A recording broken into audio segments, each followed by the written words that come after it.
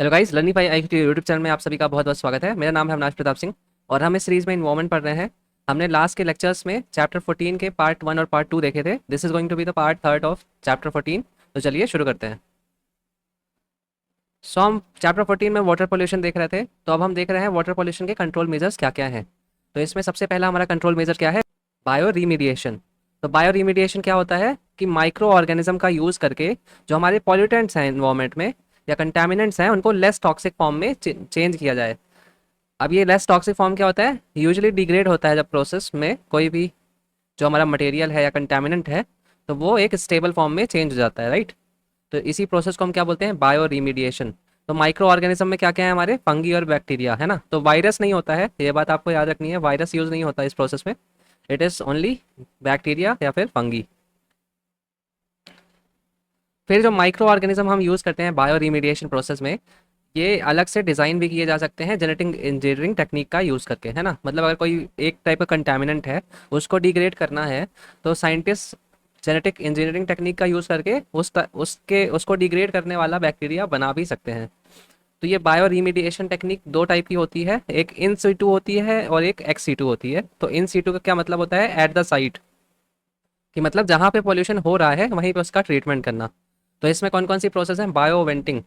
Bio वेंटिंग में basically क्या होता है कि जो हमारे कुएँ होते हैं जहाँ से पानी निकाल के सींचा जाता है सॉइल्स को, तो वहीं पे न्यूट्रिएंट की सप्लाई कर देना, ताकि जो बैक्टीरिया की ग्रोथ है उसको हम बढ़ा सकें, है ना। ये ऐसे बैक्टीरिया होंगे जो डिग्रेड करेंगे पॉल्यूटेंट्स को वहाँ पे सॉइल पे। तो ऐसा पानी छोड़ना कुएँ की हेल्प से, जो कि इनकी ग्रोथ को प्रमोट कर सके। फिर इसके बाद है बायो एस्पराजिंग। इसमें क्या होता है? अगर कोई भी वाटर है, वाटर लेवल है, सपोज करिए ये कुआं है हमारा, यहाँ तक वाटर लेवल है ना, पानी यहाँ तक भरा हुआ है। तो ऐसे पाइप से ले आएंगे और इसको यहाँ पे एयर छोड़ेंगे यहाँ से नीचे। तो इससे होगा होगा क्या कि जो पानी में ऑक्सीजन का, डिजॉल्व ऑक्सीजन का लेवल है वो बढ़ेगा, है ना, इंक्रीज होगा। और जैसे जैसे ये इंक्रीज होगा, जो बैक्टीरिया है उनका डिग्रेडेशन प्रोसेस और इजी होगा और हेल्प मिलेगा उसको ओवरऑल हमको। फिर इसके बाद है बायो ऑगमेंटेशन। तो इसमें माइक्रो ऑर्गेनिज्म को इम्पोर्ट किया जाता है to contaminated site to enhance the degradation of contaminants, है ना। तो इसमें ये बायो ऑगमेंटेशन है। तो ये अलग अलग नाम है, इनको आपको याद रखना है कि बायो वेंटिंग क्या होता है, बायो स्प्रेजिंग क्या है, बायो ऑगमेंटेशन क्या है ना। थोड़ी थोड़ी एक जो डिफरेंस है इनके बीच का वो याद रखेंगे तो सही रहेगा। फिर इन्हीं बायो रिमेडिएशन टेक्निक को यूज़ करके जो टेरी है हमारा, इसका फुल फॉर्म क्या है? The energy and resource institute, है ना। तो इसने मिक्सचर ऑफ बैक्टीरिया डेवलप किया है जिसको हम बोलते हैं ऑयल जैपर और ओलीवोरस एस। तो ऑयल जैपर का नाम हमने लास्ट लेक्चर में भी देखा था कि जब कहीं पे भी ऑयल फैल जाता है तो हम ऑयल जैपर का यूज़ करते हैं उस ऑयल को कैप्चर करने के लिए। जैसे अगर समुद्र में कोई शिप जा रहा था, डैमेज हो गया, ऑयल स्पिल हो गया जिसके कारण, तो ऑयल जैपर यूज़ करके हम नेचुरली उस ऑयल को कैप्चर कर सकते हैं। तो यहाँ पे देख सकते हैं आप, ये दोनों जो हमारे बैक्टीरिया हैं ये ऑयल कंटेमिनेटेड साइट के पॉल्यूटेंट को डिग्रेड करते हैं। तो ये क्वेश्चन भी है, देख लीजिए। Recently oil zapper was in news, what is it? तो इसका आंसर क्या है? A, it is an eco friendly technique for the remediation of oil sludge and oil spills. फिर इसके बाद होती है हमारी ex situ bio remediation processes. तो एक्स सी टू का मतलब क्या है कि पॉल्यूटेंट कंटेमिनेंट को निकाल के किसी अलग से डिज़ाइन प्लेस में ले जाना। सपोज करिए कहीं वाटर जो है लेवल वो पॉल्यूटेड है, तो इस पॉल्यूटेड वाटर को निकाल के किसी एक स्पेशली डिज़ाइन फैसिलिटी में ले जाना जहाँ पे उसको हम प्रोसेस कर सकें, उसको हम बोलते हैं एक्स सी टू। मतलब ओरिजिनल साइट से निकाल के कहीं और ले जाके हम उसको ट्रीट कर रहे हैं। तो इसमें पहला हमारा टाइप क्या है? Land farming. तो लैंड फार्मिंग में बेसिकली हम सॉइल जो होती है हमारी अगर कंटेमिनेटेड हो गई है, तो इसको हम बार बार क्या करते हैं, जो बेड टाइप बना देते हैं उसी में बार बार इसको स्प्रेड कर देते हैं और चेंज करते रहते हैं, ऊपर नीचे मिक्स करते रहते हैं, जब तक पॉल्यूटेंट अपने आप डिग्रेड ना हो जाए, है ना। तो बेसिकली बार बार उसको बदलते रहना, मिक्स करते रहना, टिल करते रहना पीरियोडिकली। वो इंश्योर करता है कि जो बैक्टीरिया की ग्रोथ है वो कांस्टेंट बनी रहे इसमें। फिर इसके बाद है बायो रिएक्टर्स। तो बायो रिएक्टर्स क्या होता है? These involve the processing of contaminated solid material और water through engineered containment system. तो कोई स्पेशली डिज़ाइंड फैसिलिटी होगी जो बनाई जाती हैं टू प्रिवेंट वाटर पॉल्यूशन हो गया या फिर एयर पॉल्यूशन हो गया, ऐसे टाइप का। उस जगह से इसको निकालना किसी भी कंटेमिनेंट सॉलिड मटेरियल को, इसमें सॉइल भी हो सकता है, सेडिमेंट भी हो सकता है, स्लज भी हो सकता है, ताकि वो उसको हम ट्रीट कर सकें। अब जैसे सीवेज ट्रीटमेंट प्लांट होते हैं, एसटीपी हम जिनको बोलते हैं, तो ये भी एक फैसिलिटी टाइप की है ना, कि हमारे नाले से पूरा पानी तो निकाल के जा रहे हैं यहाँ पे सीवेज ट्रीटमेंट प्लांट पे, है ना। फिर अलग अलग प्रोसेस के थ्रू पानी निकल रहा है वहाँ से, और उसके बाद अल्टीमेटली हमें लास्ट में क्लीन वाटर मिल रहा है ना। तो ये एक बायो रिएक्टर का एग्जाम्पल हो जाएगा, है ना, कि हमने एक कंटेनमेंट सिस्टम बनाया है, उसके थ्रू इसको हम ट्रीट कर रहे हैं। इसके बाद कंपोस्टिंग भी होती है। तो कंपोस्टिंग आपको पता है नेचुरल प्रोसेस है, कि अपने से जो भी ऑर्गेनिक मटेरियल्स हैं डिकम्पोज होते हैं और वो कंपोस्ट में चेंज हो जाते हैं। फिर बायो रीमीडिएशन ऑफ आर्सेनिक। तो आर्सेनिक आपको पता है कंटामिनेंट है, पॉल्यूटेंट है हमारे पानी में, और जब इसकी कॉन्सेंट्रेशन बढ़ती है तो ये it is toxic to humans, है ना। तो इसको आर्सेनिक को रिमूव कैसे किया जा सकता है? बैसिलस फ्लेक्सस का यूज़ करके और एसिनेटोबैक्टर जूनी का। तो ये दोनों बैक्टीरिया ऐसे हैं जो आर्सेनिक डिटॉक्सिफिकेशन में हेल्प करते हैं। तो आप इनको थोड़ी थोड़ी आइडिया रखिए, ज़रूरी इंपॉर्टेंट नहीं है कि बस ये माइंड में रख सकते हैं कि ये बैक्टीरिया किससे लिंक्ड है, आर्सेनिक के बायो रीमीडिएशन से, है ना। तो एडवांटेजेस क्या होते हैं बायो रीमीडिएशन के? It destroys a wide variety of contaminants. फिर the destruction of target pollutants is possible, और ये लेस एक्सपेंसिव है और इन्वायरमेंटल फ्रेंडली है ना। फिर डिसएडवांटेज क्या होते हैं बायो रीमीडिएशन के? Bio remediation is limited to biodegradable compounds. तो ऐसे सारे कंपाउंड्स जो बायोडिग्रेडेशन से नहीं जाते, मतलब जो डिग्रेड नहीं होते, उन पे ये हम नहीं लगा सकते, है ना, bio remediation. It often takes longer than other treatment process. तो ये इसके डिसएडवांटेज भी हैं। फिर इसके बाद यूपीएससी 2017 का क्वेश्चन है ये, in the context of solving pollution problem what is are the advantages of bio remediation technique. तो यहाँ पहला स्टेटमेंट क्या है हमारा? It is a technique for cleaning of pollution by enhancing the same biodegradation process that occurs in nature. तो ये statement true है। Any contaminant with heavy metal such as cadmium lead can be readily and completely treated by bio remediation using micro organism. तो यहाँ पे तो पहली है any contaminant, बहुत एक्सट्रीम है, और फिर उसके बाद कंप्लीटली ट्रीटेड, तो ये भी बहुत रेयर होता है ना। हमने पढ़ा है कि जो कंटेमिनेंट्स हैं उनको लेस टॉक्सिक फॉर्म में चेंज किया जाता है ना, लेस टॉक्सिक फॉर्म में। तो ऐसा नहीं है कि कम्प्लीटली ट्रीट हो गए हैं, और वो भी सारे नहीं होते जो जिनका बायोडिग्रेडेशन पॉसिबल है, सिर्फ वही किए जा सकते हैं बायो रिमेडिएशन प्रोसेस के थ्रू, है ना। तो this is going to be wrong statement. फिर genetic engineering can be use to create micro organism specifically design for bio remediation. तो हमने ये देखा था, ये ट्रू है स्टेटमेंट। तो इसका ऑप्शन क्या होगा? 1 and 3 ओनली, है ना। फिर इसके बाद है हमारा riparian buffers for mitigation of eutrophication. तो इसमें बेसिकली आइडिया क्या होता है कि ये अपलैंड्स है, जैसे आप कह लीजिए जहाँ पे हमारे घर होते हैं यूजुअली, है ना। यहाँ पे सपोज करिए कोई रिवर है ना, यहाँ से बीच से बह रही है, दोनों साइड घर है। ये जो बीच का एरिया होता है ना, अगर हम इसमें प्लांट्स लगा दें या फिर और भी अलग अलग टाइप के श्रब्स लगा दें, तो होता क्या है कि डायरेक्टली जो पॉल्यूटेंट्स यहाँ से निकलेगा, सीवेज, बहुत बार यहीं पे आके रुक जाएगा, वो नीचे वाटर बॉडी में ऐड नहीं होगा। सो रिपेरियन बफर यही है, ऐसे एरिया जो वाटर बॉडी और जो हमारे सिटीज़ हैं इनके बीच का एरिया, है ना, इन्हीं को हम बोलते हैं रिपेरियन बफर का एरिया। इसका सोल पर्पस इसीलिए बनाया गया है ताकि पॉल्यूटेंट को रोक सके, फिर फ्लडिंग में भी हेल्प करते हैं, तो बहुत सारे इनके बेनिफिट्स हैं। सो इसमें जो प्रोसेस सबसे ज़्यादा हेल्प करती है हमको, उसे हम बोलते हैं फाइटो रीमीडिएशन प्रोसेस, है ना। तो ये प्रोसेस क्या होती है, इसको हम देख लेते हैं। सो फाइटो रीमीडिएशन क्या है? It is the use of plants to remove contaminants from soil and water, है ना। तो इसमें अलग अलग टाइप के प्लांट्स होते हैं, जैसे मैंग्रोव्स है, स्टोरीन वेजिटेशन है, और भी जो वेटलैंड में वेजिटेशन लगती है, these are use to carry out natural phyto remediation. फिर यहीं से कॉन्सेप्ट आता है फाइटो एक्सट्रैक्शन या फाइटो एक्यूमुलेशन का। It is the accumulation of contaminants into the roots and above ground shoots और लीफ ऑफ प्लांट्स। तो जो वाटर हायासिंथ हमने पढ़ा था लास्ट लेक्चर्स में कि ये इन्वेसिव स्पीसीज है ना। तो यही इन्वेसिव स्पीसीज कुछ अमाउंट में हेल्प भी कर सकती है when it comes to toxic materials. तो ये कुछ जो टॉक्सिक मटेरियल्स हैं या फिर हैवी मेटल हैं उनको एब्जॉर्ब भी कर सकती है। फिर इसके बाद जो हमारे यूकेलिप्टस ट्री होते हैं, यूकेलिप्टस ट्रीज ऑल्सो है इन्वेसिव स्पीसीज, है ना। तो इनको भी बोला जाता है कि जो सीवेज पॉन्ड्स हैं उनके ऑल अराउंड इसको लगाया जाए। क्यों? क्योंकि ये बहुत तेजी से जो हमारा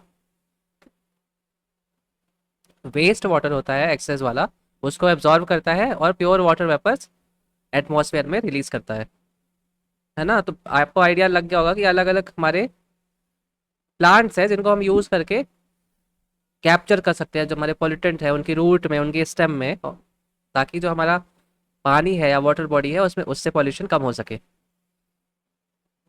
फिर वाटर पॉल्यूशन कंट्रोल करने के लिए जो नेक्स्ट हमारा कंट्रोल मेजर है वो है सीवेज वाटर ट्रीटमेंट प्लांट्स का, है ना। तो जैसे हम इनिशियली शुरू में देखते थे कि जैसे रिवर कोई बह रही है तो नदी नालों से सीधे आके मिल मिल जाती थी, है ना। जैसे बड़े बड़े शहर है, उससे उसके बड़े बड़े जो नाले हैं, ह्यूज अमाउंट ऑफ वाटर वो गंदा रोज रिवर में ऐड कर देते थे।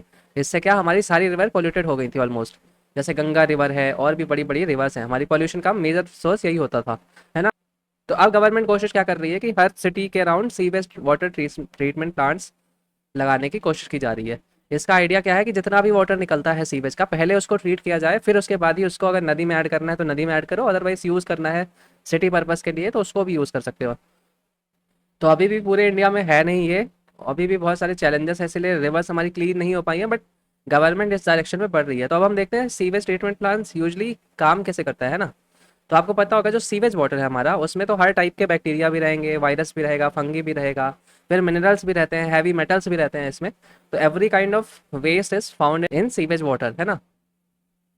तो इन सब को अलग अलग को हटाने के लिए भी यूजली अलग अलग प्रोसेस होती है। तो एक बार हम देख लेंगे, बहुत इंपॉर्टेंट नहीं है, बट एक बार आइडिया होना चाहिए कि यूजली प्रोसेस होती कैसे है ना कभी। क्योंकि अगर आप ऑफिसर बनेंगे फ्यूचर में, तो बहुत बार आपका इंटरेक्शन होगा सीवेज वाटर ट्रीटमेंट प्लांट से, और you should have a basic idea कि किस तरीके से ये काम करता है ना।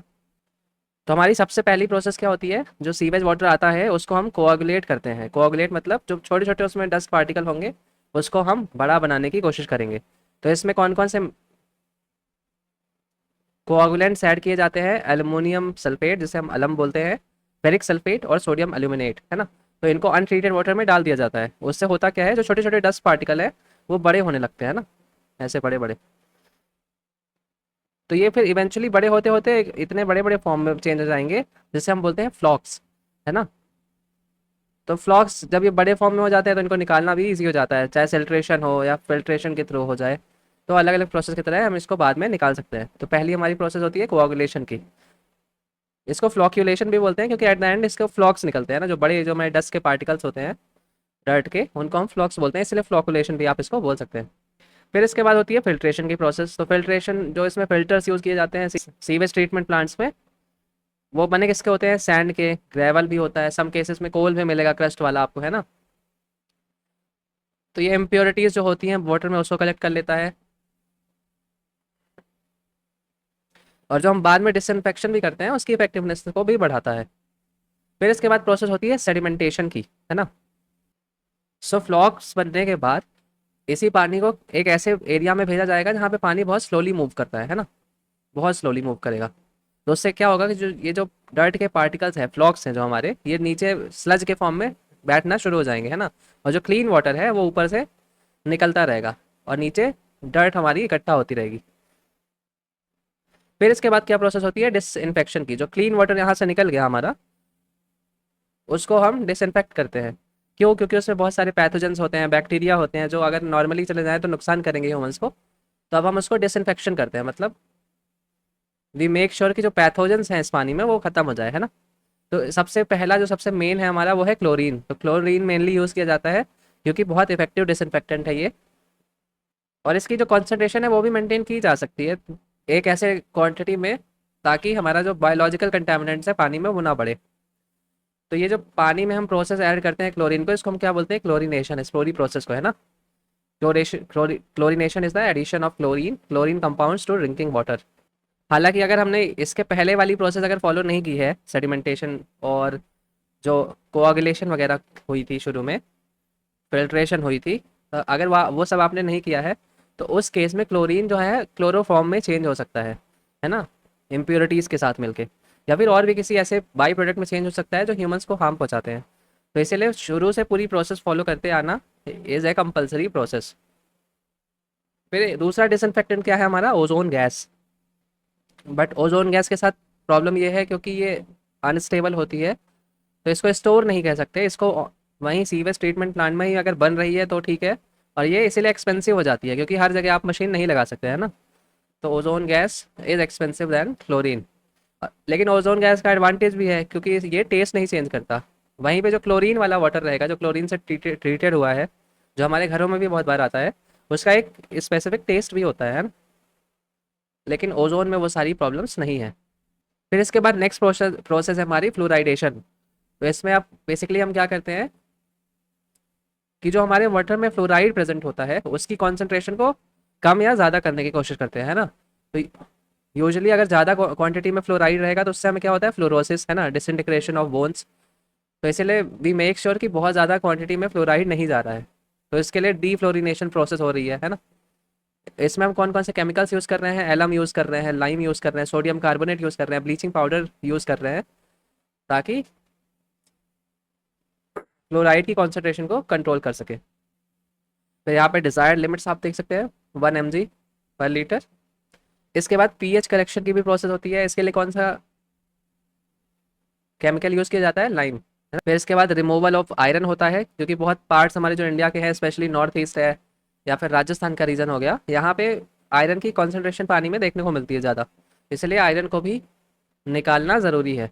इसके लिए हम क्या यूज़ करते हैं, लाइम को, है ना। तो ये एक इनसॉल्युबल फेरिक हाइड्रोक्साइड में चेंज हो जाता है, जिसको हम फिल्ट्रेशन के थ्रू निकाल सकते हैं। फिर आर्सेनिक का भी रिमूवल होता है, जिससे ब्लीचिंग पाउडर और एलम को डाल के। तो ये अलग अलग केमिकल्स को या फिर अलग अलग जो मेटल्स हैं हमारे, इनको निकालने के लिए अलग अलग हम केमिकल्स को यूज़ कर रहे हैं। अब बहुत सारे कॉमन भी हैं, जैसे अलम है, लाइम है ना। इससे एक एक दो दो टाइप के बेनिफिट्स हो रहे हैं हमको, तो इसीलिए it becomes easier as well. इसके बाद वाटर पॉल्यूशन को कंट्रोल करने के लिए जो नेक्स्ट हमारा मेजर्स है वो है बायो टॉयलेट का। तो बायो टॉयलेट पढ़ने से पहले जो टर्म्स एसोसिएटेड है बायो टॉयलेट से, उसको हम एक बार देख लेते हैं। तो पहला है बायोडाइजेस्टर। तो बायोडाइजेस्टर में बेसिकली क्या होता है कि स्टील के ऐसे चेंबर टाइप के रहेंगे जहाँ पे anaerobic digestion of human waste होता है। एनएरोबिक डाइजेशन को क्या बोलते हैं, लैक ऑफ ऑक्सीजन में जो डाइजेशन हो रहा है ना। फिर इसके बाद है बायो टैंक। ये ऐसे टैंक होते हैं जो कंक्रीट के बने होते हैं, यहाँ पे भी एनएरोबिक डाइजेशन होता है ह्यूमन वेस्ट का, है ना। एरोबिक बैक्टीरिया कौन से होते हैं, ऐसे बैक्टीरिया हैं जो ऑक्सीजन की प्रेजेंस में फ्लरिश करते हैं, है ना। मतलब इनको डिजॉल्व ऑक्सीजन चाहिए, तभी ये अपने जो फूड है या फिर जो वेस्ट है उसको डिग्रेड कर पाते हैं। वहीं पे जो हमारे एनएरोबिक बैक्टीरिया है, ये कहाँ कब कब फ्लरिश करते हैं, इन the absence of dissolve oxygen, है ना। फिर इसके बाद होते हैं फैकल्टेटिव बैक्टीरिया। ये दोनों aerobic condition and aerobic condition, दोनों कंडीशन में ईजिली काम कर सकते हैं। फिर इसके बाद है एनारोबिक माइक्रोबियल इनोकुलम्स। ये बेसिकली क्या होता है, mixture of different type of bacteria. ये ऐसा मिक्सचर है जो कॉम्प्लेक्स हमारे शुगर्स हो गए, इनको किस में चेंज कर सकता है, लो चेन फैटी एसिड्स में, और फिर उसी को फर्दर चेंज कर देगा किस में, बायोगैस में, है ना। तो ये सारे टर्म्स हैं रिलेटेड किससे, बायो टॉयलेट से। अब हम आगे चलते हैं। तो यहाँ पे आप प्रोसेस इन जनरल देख सकते हैं कि जैसे हमारा फूड वेस्ट है ना, ये किस में जाएगा, डी पैकेजिंग या प्री ट्रीटमेंट प्लांट में जाएगा, है ना। फिर यहाँ से एनारोबिक रेस्पिरेशन होगा, है ना, मतलब लैक ऑफ ऑक्सीजन की प्रेजेंस में जो बैक्टीरिया है इसको डिग्रेड करेंगे, तो उससे एक मीथेन गैस भी निकलती है हमारी, है ना। मीथेन गैस को मीथेन गैस होल्डर करेगा। यही मीथेन गैस को यूज़ करेंगे किसमें, जो पावर जनरेट करने में, है ना, हीट में यूज़ करेंगे, जलाएंगे। उससे एक तो इलेक्ट्रिसिटी आपकी बनेगी, दूसरा पास्चराइजेशन प्रोसेस के लिए एनर्जी मिलेगी, डाइजेस्टेड स्टोरेज में जाएगा, और यही इसी का स्लज अल्टीमेटली किसमें, बायो फर्टिलाइजर में चेंज किया जा सकेगा, है ना। तो एक आपको क्रक्स आइडिया पता चल गया होगा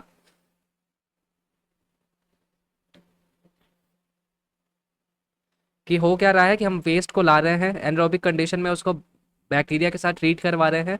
उससे हो क्या रहा है कि मीथेन और कार्बन डाइऑक्साइड एक बाई प्रोडक्ट निकल रहे हैं, जो स्लज भी थोड़ी अमाउंट में निकल रहा है, that can also be use as bio fertiliser, है ना। तो यहाँ पे आप देख सकते हैं एनारोबिक डाइजेस्टर या bio degradation system. So basically ये है क्या, it is the collection of process by which micro organism break down biodegradable material in the absence of oxygen. इसका फाइनल वेस्ट क्या है, मीथेन और कार्बन डाइऑक्साइड। फिर bio fertiliser तो थोड़ी बहुत निकलता ही है, जो स्लज से निकलता है, जो गैस के फॉर्म में मेनली क्या निकल रहा है, मीथेन और कार्बन डाइऑक्साइड। तो ये बायो टॉयलेट्स का कॉन्सेप्ट भी यहीं से आप देख सकते हैं कि इसको भी हम यूज़ कर सकते हैं। तो बायो टॉयलेट्स में भी एक बहुत सारे एनारोबिक बैक्टीरिया का यूज़ किया जाता है, जो कि क्या करते हैं, ह्यूमन वेस्ट को वाटर और गैस में चेंज कर सकते हैं। तो देख सकते हैं यहाँ से वेस्ट मटेरियल जाएगा, यहाँ पे बैक्टीरिया काम करेंगे, तो थोड़ी बहुत तो पानी ये बन जाएगा, है ना। और बहुत सारा जो गैस इससे निकलेगी वो मीथेन यहाँ से कलेक्ट की जा सकती है। तो it can be used in many different ways. तो ये यूपीएससी 2015 का क्वेश्चन है, with reference to bio toilets use by Indian railways consider the following statement. तो पहली स्टेटमेंट है, the decomposition of human waste in the bio toilets is initiated by fungal inoculum. तो fungal नहीं होता, ये bacteria वाला होता है, तो ये फर्स्ट स्टेटमेंट इज रॉन्ग। फिर होता है ammonia and water vapour are the only end products in this decomposition which are released into the atmosphere. तो ये भी रॉन्ग है। अमोनिया हमने देखा, कार्बन डाइऑक्साइड देखा, उसके साथ साथ बायो फर्टिलाइज़र भी निकलता है। फिर यहाँ हम डिफरेंस देख सकते हैं एनारोबिक बायोडिग्रेडेशन का और एरोबिक बायोडिग्रेडेशन का। तो इनका बेसिकली क्रक्स ये है कि एनारोबिक जो बैक्टीरिया जो हमारे डिग्रेडेशन होती है, ये कॉम्प्लेक्स जो हमारे डिटर्जेंट है, फिनाइल है, उसको भी डिग्रेड कर देती है ना। लेकिन यहाँ पे एरोबिक में वो पॉसिबल नहीं है। यहाँ स्लज कम निकलता है, यहाँ पे स्लज ज़्यादा निकलता है। इसमें बैक्टीरियल इनोकुलेशन एक बार चाहिए, इसमें बार बार चाहिए होता है। फिर मिनिमल मेंटेनेंस होती है इसमें एनारोबिक कंडीशंस वाले में, और इसमें मेंटेनेंस कॉस्ट बहुत हाई होता है। तो इसीलिए आप जितने भी टॉयलेट्स देखेंगे या और जगह देखेंगे, वहाँ पे एनारोबिक बायोडिग्रेडेशन ज़्यादा यूज़ की जाती है। फिर इको सैन टॉयलेट्स का कॉन्सेप्ट क्या है? तो इको सैन का मतलब क्या होता है? Ecological sanitation. तो इट इज़ बेसिकली क्या है? Sustainable system for handling human excreta using dry composting toilets.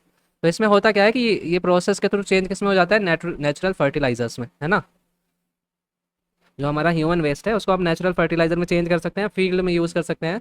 बहुत जगह आपको ये देखने को मिलेगा भी प्रोसेस, जहाँ पे यूजुअली लद्दाख वद्दाख में जाएंगे जहाँ पे वाटर अवेलेबल नहीं होता है ज़्यादा, तो ऐसे ही टॉयलेट्स आपको देखने को मिलेंगे। और यही वेस्ट किस में फिर यूज़ किया जाता है? जो फील्ड होती हैं वहाँ पे, है ना, फर्टिलाइज़र के तौर पे ह्यूमन वेस्ट जब चेंज हो जाता है ये फर्टिलाइज़र में, तो उसको फिर यूज़ किया जाता है वहाँ पे। फिर इंडियन रेलवे में भी आपने देखा होगा, कभी ट्रैवल किया होगा, तो बायो टॉयलेट्स का कॉन्सेप्ट है ना, हम लोग यूज़ करते हैं। तो पहले क्या होता था कि जो हमारे टॉयलेट्स होते थे रेलवेज में, वो डायरेक्ट वेस्ट को कहाँ डंप कर देते थे? पटरियों में, है ना, जो पटरियाँ चल रही हैं हमारी। तो उससे क्या हो रहा था? एक तो गंदगी तो होती ही थी ओपन में जब ये सब गिरता था, उसके साथ साथ जो वाटर है उससे कोरोजन होता था हमारे रेलवे ट्रैक्स को, है ना। तो मेंटेनेंस कॉस्ट हाई था। फिर वहाँ पे लोग जो कर रहे हैं उनकी उनकी वर्किंग कंडीशन भी बहुत ख़राब थी। फिर इसीलिए बायो टॉयलेट्स का कॉन्सेप्ट लाया है इंडियन रेलवे ने, किसके साथ मिलकर? डीआरडीओ के साथ मिलकर। तो इसमें होता क्या है बेसिकली? एक बायो टॉयलेट फिट होता है किसके अंदर? टॉयलेट के नीचे ऐसे फिट होता है। तो यहाँ पे भी बैक्टीरिया ऐसा अवेलेबल होता है जो इस पानी को ऐसे चेंज, ऐसे फॉर्म में चेंज कर देगा जो नॉन कोरोसिव होता है, न्यूट्रल वाटर जिसे हम बोलते हैं ना। और जो वेस्ट है उसे उसे डिस्कार्ड ट्रैक्स में नहीं किया जाता अब, है ना। ये प्रोसेस हमने बंद कर दी है। फिर जो हमारी सेंट्रल पॉल्यूशन कंट्रोल बोर्ड है, ये भी जो हमारी स्टेट पॉल्यूशन कंट्रोल बोर्ड होती है, इसके साथ मिलकर डेजिग्नेटेड बेस्ट यूज़ का एक कॉन्सेप्ट लाई है। इसका कॉन्सेप्ट का मतलब क्या है कि जो वाटर बॉडीज़ हैं उनको नंबर दिया जाता है ना, A B C D E, in categories में डिवाइड किया जाता है। ये कैटेगरी में डिवाइड करने का क्राइटेरिया क्या क्या होता है? PH, dissolve oxygen, BOD, total coliform, free ammonia, electrical conductivity. तो बहुत सारे पैरामीटर हैं, उसके हिसाब से डेजिग्नेट किया जाता है। तो इसका रेलेवेंस क्या है? रेलेवेंस, जैसे अब कोई कलेक्टर है, डिस्ट्रिक्ट कलेक्टर, उसकी डिस्ट्रिक्ट में लेवल की बहुत सारी वाटर बॉडीज़ है, तो वो कोशिश करेगा कि ये पीएच सुधारे, या जो भी पैरामीटर बिगड़ा हुआ है जिसके कारण उसको ग्रेडिंग मिली है, उन सब पे वर्क करके कोशिश करेगा कि उसको हायर ग्रेड्स में ले जाने की कोशिश करे। तो it will help ultimately to control the water pollution, है ना। तो इस वीडियो में यही तक था। Thank you for watching the video, और लाइक और सब्सक्राइब कर दीजिए ताकि जब नेक्स्ट वीडियो आए उसके नोटिफिकेशन आपको ईजिली मिल जाए। Thank you.